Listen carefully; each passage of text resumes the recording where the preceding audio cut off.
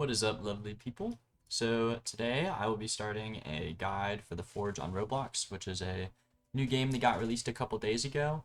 And for the first couple episodes of the series, I was hoping to focus on the combat system, how you can help yourself in combat, and how different enemies attack and how we can get used to them.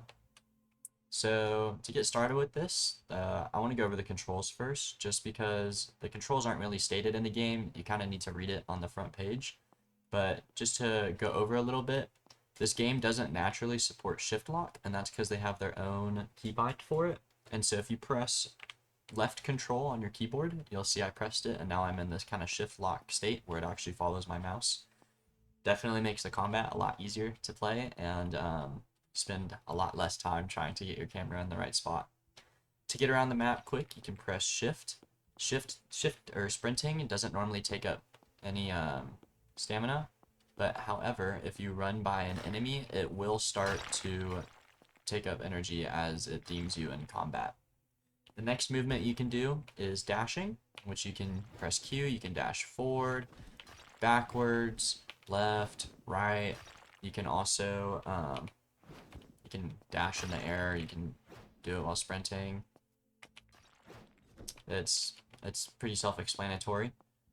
And then while you're shift locked, if you're in combat and you have your weapon out, you have two styles of attacks. You can left click for your regular attack, or you can right click or press R for a heavy attack. And there you can see it's slower, it'll do a little bit more damage. Next, you can parry or block, depending on how you want to say it, and that is F. So you can see when I press F here, it's kind of hard to see, a little shield icon comes up and my character goes into a blocking stance. Now, this is something that you need to time, and I'll go a little bit into it for each monster that you can fight in different areas, and hopefully that makes this a little bit easier for y'all to progress. And then lastly is T to open your menu. You can kind of see that in your hotbar as well. And you're going to want to unshift lock when you go in this, because otherwise you can't navigate it. So you're going to have to press control again to get out. But in here you can see your stash. This is where you're going to see all your ores or your items that you have, your runes. Your equipment, this is where you're going to see all your equipment. You can use money to unlock more slots so that you don't have to sell your equipment as often. This is the index. Index is really important actually, especially in the early game if you want to get XP. Whenever you find a new ore, or you forge a new item, or you fight a new enemy, you'll unlock the index, and you'll get some money and some XP when you redeem it. And you'll know if you have something you can unlock, because where my mouse is on it, you'll kind of see like a little number pop up that tells you that you can claim something. And here you can see all your quests. You can choose to untrack it to get it off your screen, or you can see all the quests that you have. Here is the shop. This is where you can spend Robux for passes or other things in the game. And this is also where you can access the race screen, or the race menu, and reroll your race if you have rerolls. And you can see here, since I got the second slot at level 30, the next one's at level 100, and you can also use Robux to unlock them early. But yeah, so with those controls and kind of UI discovery out of the way, I wanted to start where the game begins, in this cave, the inner cave, and go over the different combats or the different attack patterns of different enemies.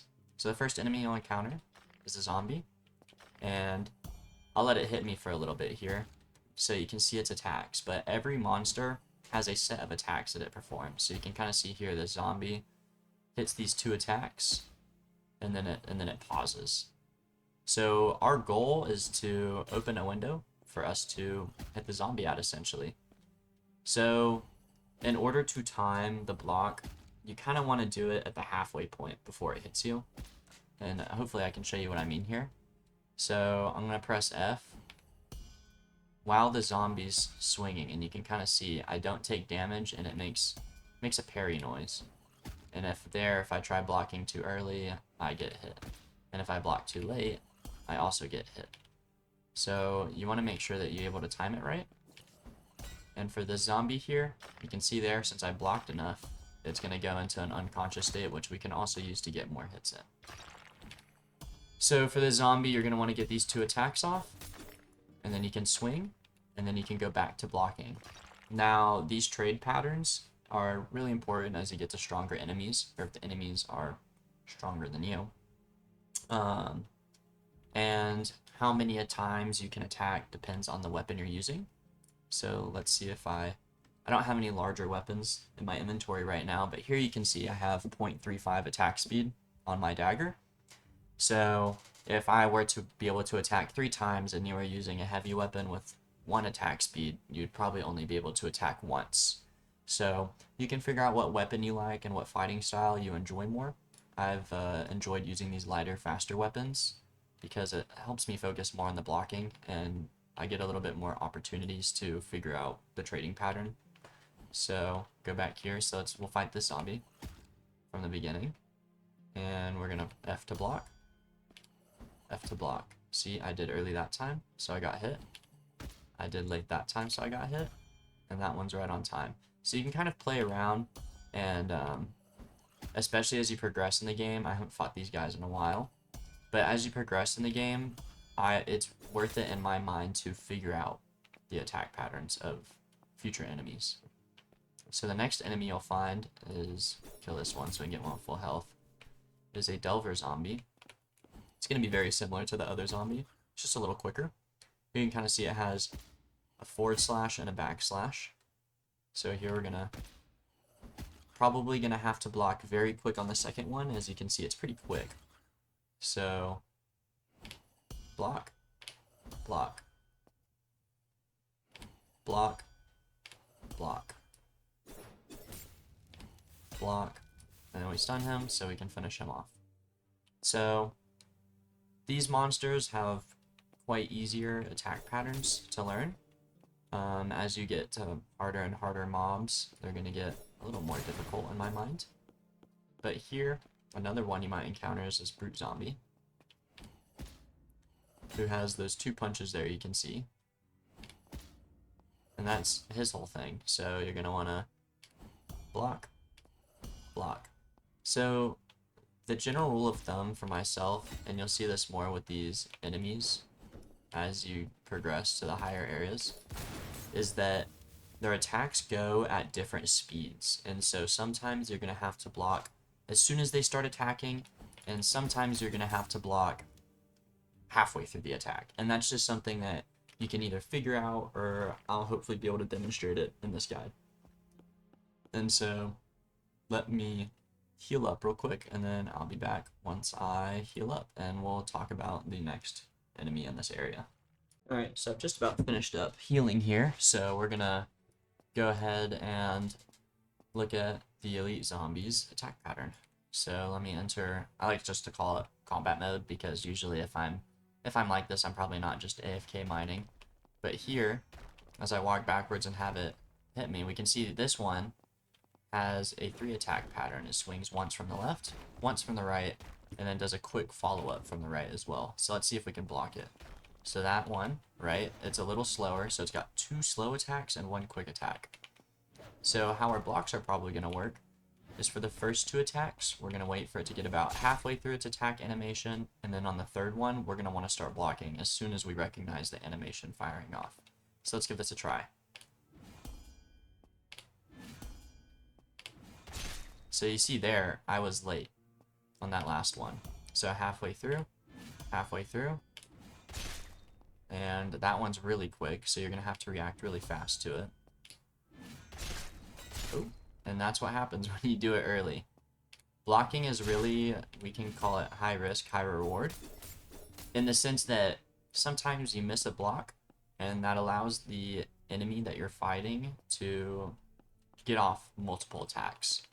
And so, while you may be able to live multiple hits, you might only be able to realistically take 1 hit if you're blocking, because the next, you're guaranteed to take at least 2. So it's just something to keep in mind. And let's see if I can run around and find another elite zombie real quick. And general rule of thumb as well, no matter whether you're on the first island, the second island, or any future islands, it seems, is that the deeper you go into the cave, the stronger the enemies will get.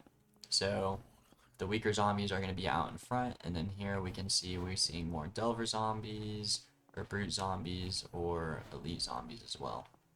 And let's see, it's looking like I have zero off, so I will put X2 and I find out.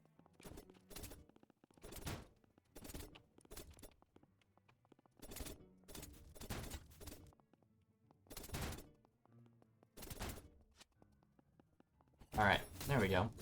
Looks like we found another elite zombie, so let's see if we can focus on our blocking.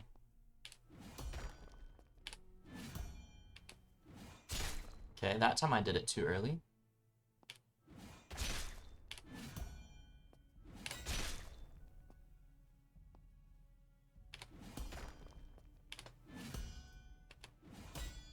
So there, you know, I kind of preemptively did it. So sometimes it's best just to learn the timing of the attacks, and then you don't really have to worry about reacting to it. And here, man, I'm not really doing too hot against this guy. There, I did it beforehand as well.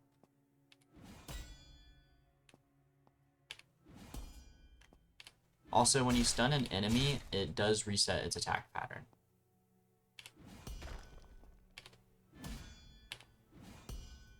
See, so you can kind of see I'm reacting, I'm blocking a little bit before the attack goes off. And whenever I miss the second one, since the second attack follows up so quick, it hits me as well. So let's go ahead and finish that guy off. And that's gonna finish off all the enemies that you're gonna encounter in the first cave. Expect to die a lot as you progress through the game. Sometimes things just don't go your way. Sometimes the game lags and you're gonna die, but that's okay. You'll get better and better at the combat. You'll get better at dealing with different types of enemies. And soon you'll be able to fight these enemies even if you may not have the perfect gear for the job yet. As you can, once you figure out how to block all the enemies' attacks, you realistically won't take any damage. And so even if you're doing 10 damage a hit, if you did it enough, you could survive the entire time. So that's going to cover the first tutorial. I'm planning on making a follow-up video for the next island that you unlock once you hit level 10, which is the Forgotten Kingdom. And I'll go over all the enemies in there, whether it's the traditional ones, the elite ones, and then what else you can find in there, including the lava slimes and the reapers. So yeah, I hope you'll have a lot of fun watching the video. I hope you learned a lot. If this video was helpful to you, consider liking and subscribing. I don't post much, and I'm not expecting to blow up or anything, but it lets me know that I'm doing a good job and that y'all are finding this helpful, and you know, makes me want to hopefully make some more tutorials in the future as the game develops and progresses and more updates come out. So yeah, thank you for watching.